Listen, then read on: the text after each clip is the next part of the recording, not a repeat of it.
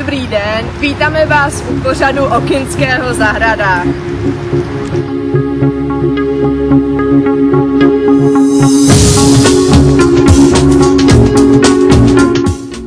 Vila Kinských je ušlechtilá klasicistní stavba postavená vídeňským architektem Jindřichem Kochem.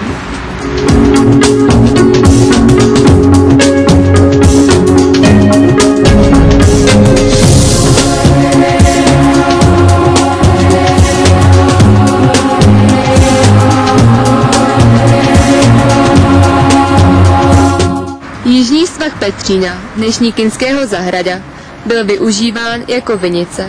Po většinu času však zůstával pustý, zarostlý hustými keři, níž hnízdili vrabci. Proto se také této části svahu lidově říkalo vrabcovna. K rozhodujícím změnám zde došlo v letech 1798 až 99, kdy velkou část pozemku vykoupila kněžna Róza Kinská s úmyslem vybudovat tu rozsáhlou ovocnou zahradu. V letech 1827 až 1831 pod patronací jejího syna knížete Rudolfa Kinského zde byla vystavena budova Letohrádku.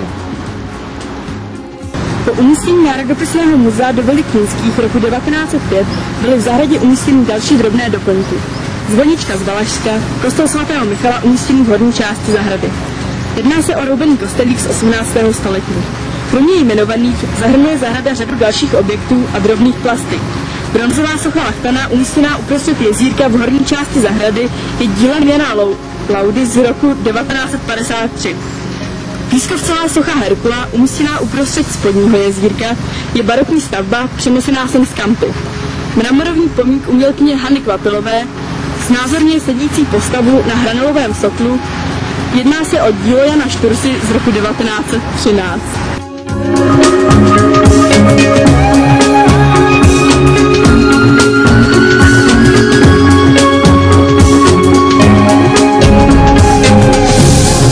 Zahrada, koncipována jako přírodně krajinářský park v anglickém slohu, byla založena roku 1825 a autorem je Franz Hillner.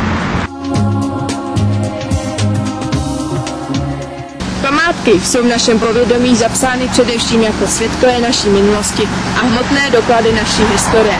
Dávná životní moudrost však naléhavě připomíná, že bez poznání a respektu k minulosti bychom nedokázali interpretovat naši současnost ani anticipovat naši budoucnost. Památky jsou tedy jakýmsi důležitým mostem mezi naší minulostí, přítomností a budoucností.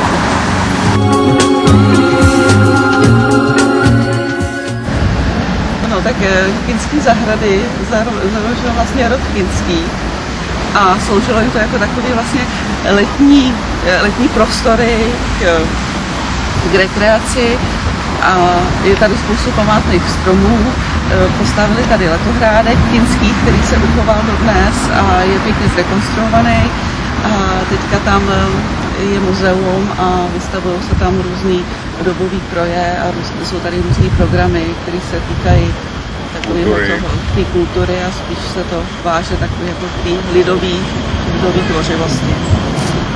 A je to tady krásný, je to tady vydržovaný, takže jsem rádi chodíme. Ty památky, které tady jsou, tak jsou napsané. Tady stála socha 14leté od Karla Dvořáka. Někdo to ráčil ukrást a už se to nenašlo. No, tam o kousínek dál, tamhle výš, tam je takzvaná švýcárna, aby dámy se naučily trošku něco o hospodářství, takže tam byly nějaké kravičky,